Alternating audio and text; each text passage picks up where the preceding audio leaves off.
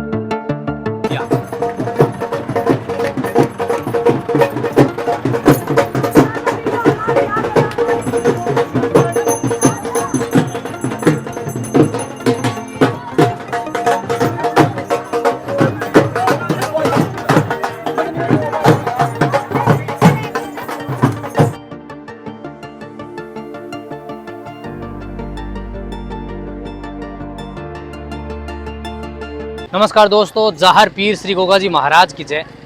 मैं आज आ गया हूँ चूरू जिले के ददरेवा नामक गांव में, जहां जहर पीर श्री गोगा जी महाराज का जन्म हुआ था। यह चूरू जिला मुख्यालय से करीब 60 किलोमीटर दूर है। मेरे पीछे जो आप स्थान देख रहे हैं, ये चूरू जिले में गोगा जी के ददरेवा नामक गाँव में ही बना हुआ तालाब है, जहाँ भक्त पहले इसमें स्नान करते हैं और फिर इसी के पानी से यहाँ खीर बनाते हैं और उसका सेवन करते हैं, गोगा जी महाराज के दर्शन करते हैं और फिर यहाँ खीर बनाकर प्रसादी के रूप में खुद स्वयं उनका सेवन करते हैं और बाबा के भी दरबार में उनको अर्पित करते हैं। दोस्तों, चूरू जिले का यह ददरेवा नामक जो गांव है वो गोगा जी महाराज की जन्मस्थली के रूप में जाना जाता है।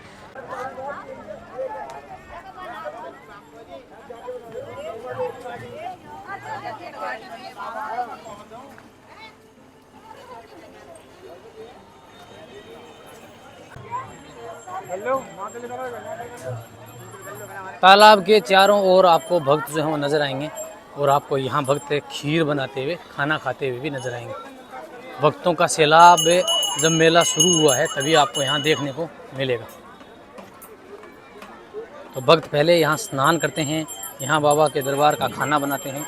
ये देख सकते हैं आप, ये भक्तों के द्वारा ये खीर बन रही है। इसी पानी से ये खीर बनाई जा रही है और फिर भक्त यहाँ पे उसका सेवन भी करेंगे।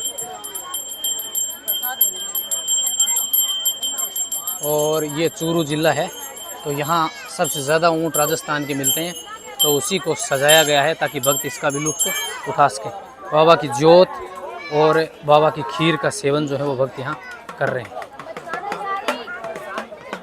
ये देखिए आप, बाबा की खीर जो इसी जल से बनाई जा रही है और फिर इसी खीर का ये भक्त जो है वो यहाँ सेवन करते हुए भी आपको दिखाई दे जाएंगे। ये यहाँ खीर का सेवन कर रहे हैं, बाबा की जोत भी जल रही है।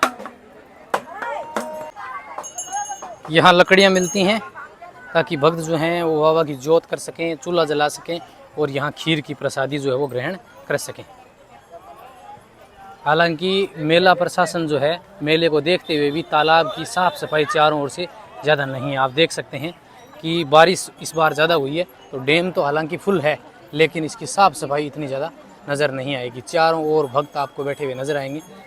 तो अगर आप मेला दर्शन के लिए आते हैं तो आपसे हमारी अपील रहेगी कि आप पॉलीथीन का प्रयोग ना करें और मंदिर परिसर, गुरु गोरखनाथ जी के टीले और इस स्थान के आसपास से गंदगी ना फैलाएं, जिससे आने वाले जो भक्त हैं उनको परेशानी ना हो, क्योंकि मेला जो है वो लगभग 1 महीने तक चलता है।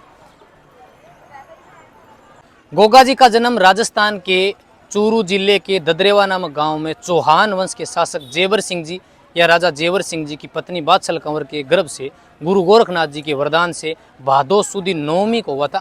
ये चौहान वंश में राजा पृथ्वीराज चौहान के बाद गोगा जी जो हैं वो सबसे वीर और ख्याति प्राप्त राजा थे। गोगा जी का राज्य जो है वो उस समय सतलुज से लेके हरियाणा के हंसी तक था। कहते हैं कि इनके पिताजी के पास लगभग 9 लाख बीघा जमीन थी, इसीलिए उसे नौलखा बाग नाम दिया गया। तो आप नौलखा बाग जो है वो सभी जगह देखेंगे, जैसे यहाँ से 70-80 किलोमीटर दूर गोगा मेड़ी है, वहाँ गोगा जी की शीश मेड़ी है और ये ददरेवा नामक गांव में यहाँ जन्मस्थली भी है और उनकी धुर मेड़ी भी है। ये पीछे की ओर जो तालाब देख रहे हैं, यहाँ श्रद्धालु इस तालाब के अंदर स्नान करते हैं, इसके पानी से खीर बनाते हैं उस खीर का सेवन करते हैं और बाबा के भी उस खीर का प्रसाद जो है वो अर्पित करते हैं और फिर यहाँ बैठकर प्रसाद अर्पित करते हैं। बाबा जी की जोत भी जलाते हैं, धूना जलाते हैं, गुरु गोरखनाथ जी का धूना जलाते हैं और फिर यहाँ से शुरू होता है मेले का मुख्य आयोजन। हालांकि अभी आप देखेंगे कि इसके चारों ओर आपको पीले वस्त्रों के अंदर भक्त जो है नजर आने वाले हैं। ये बहुत ही प्रसिद्ध स्थान है। चूरू जिले का ये तालाब है, इसे गोगाना तालाब भी कहते हैं। इसमें हालांकि अभी पानी आपको साफ नजर नहीं आएगा, चारों ओर आपको चारों ओर गंदगी नजर आएगी, तो ये प्रशासन की लापरवाही जरूर नजर आएगी। अब अपने उस तरफ चलते हैं और देखते हैं कि इसके चारों ओर की साफ सफाई कैसी है। यहाँ भक्तों के खाना बनाने के लिए बर्तन जो हैं वो भी मिलते हैं। भाई साहब यहीं के रहने वाले हो क्या? तो ये खाना बनाने के लिए बर्तन किराए पे दे रहे होंगे ना? यानी आप अगर खाना बनाते हैं यहाँ पे तो आपको जो बर्तन हैं वो भी यहाँ पे किराए पे मिलेंगे। जैसे ये देखिए सब चीज़, चूल्हा वूल्हा भी मिलेगा। बढ़िया यार, लकड़ी चूल्हा सब आपको रेंट में मिलेगा।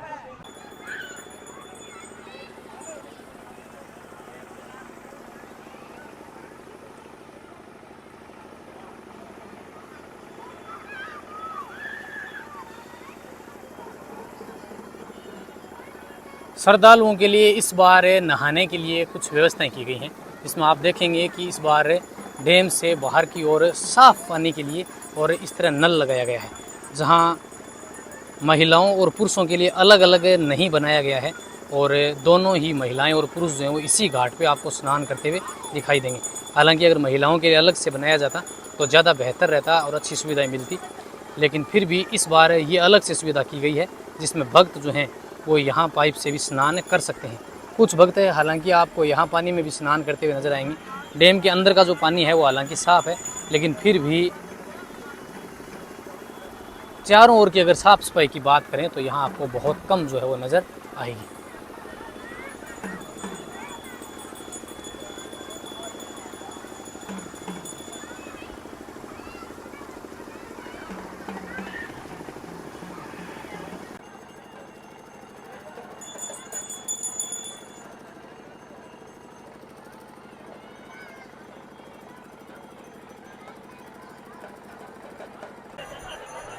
यहाँ जो तालाब का गोगा जी की इस तालाब का पानी जो है उससे खीर बना रहे हैं। देखिए आप, अब ये पानी है, इसमें दूध नहीं है और उसी से खीर बन रही है। क्या नाम क्या है आपका सर?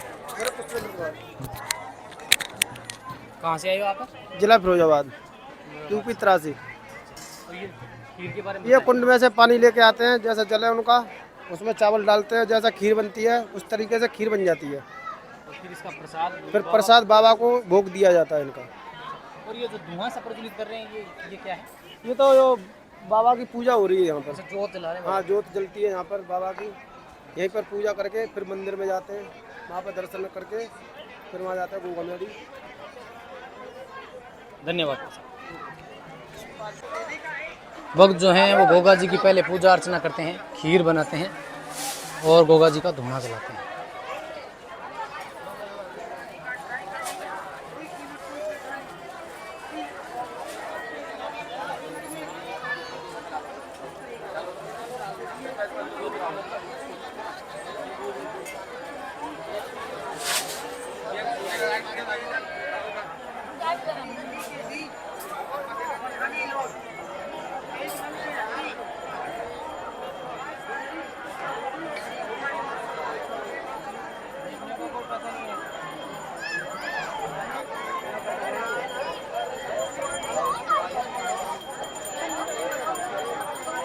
तो गोगा जी की शादी कोल्लूमंड की राजकुमारी केलमदे के साथ तय हुई थी।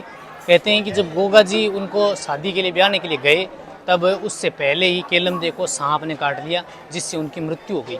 इससे गोगा जी महाराज बहुत क्रोधित हो गए और कहते हैं कि उन्होंने एक तप आरंभ किया जिसमें सर्प जो हैं वो आके गिरने लगे और उनकी मृत्यु होने लगी। फिर सांपों के देवता प्रकट हुए और उन्होंने गोगा जी से माफ़ी मांगी, उनको शांत किया और केलमदे को भी जीवन दान दिया। फिर गोगा जी को ये वरदान दिया कि आपकी तांती, आपका धागा बांधने से जीवन में किसी को सर्पदंश नहीं होगा। इस क्षेत्र में, यहाँ पूरे राजस्थान में, भारतवर्ष में विभिन्न स्थानों से जो लोग आ रहे हैं वो सर्पदंश या किसी भी खतरनाक जहरीले जानवर के काटने से भी उनकी मृत्यु नहीं होती। कहते हैं कि गोगा जी के नाम की तांती धागा बांधने मात्र से उनका जो विष है वो मुक्त हो जाता है शरीर से। ऐसी चमत्कारी शक्ति और ऐसी मान्यता है इस स्थान की। मंदिर के बिल्कुल पीछे की ओर तालाब के पास में यहाँ भक्तों के लिए रुकने के लिए कुछ स्थान बनाए गए हैं, जिनमें आप देख सकते हैं कि ये इस तरह के कुछ टिन सेट बनाए गए हैं, जहाँ आप थोड़ी देर के लिए विश्राम कर सकते हैं। नहाने के बाद में आप खाना वगैरह खा सकते हैं, आराम कर सकते हैं। कुछ ऐसी सुविधाएं यहाँ पर की गई हैं। हालांकि साफ़ सफाई बिल्कुल नहीं है। आप देख सकते हैं कि मेले के साफ़ सफाई यहाँ बीच बीच में हो रही है। गोगा जी का प्रिय घोड़ा नीला घोड़ा जो है यहाँ देखने के लिए मिलता है। लोग उनके साथ फ़ोटो शूट भी करवाते हैं और उनको अपने घर पर भी लेके जाते हैं। बाज़ार में भी यहाँ मिलते हैं।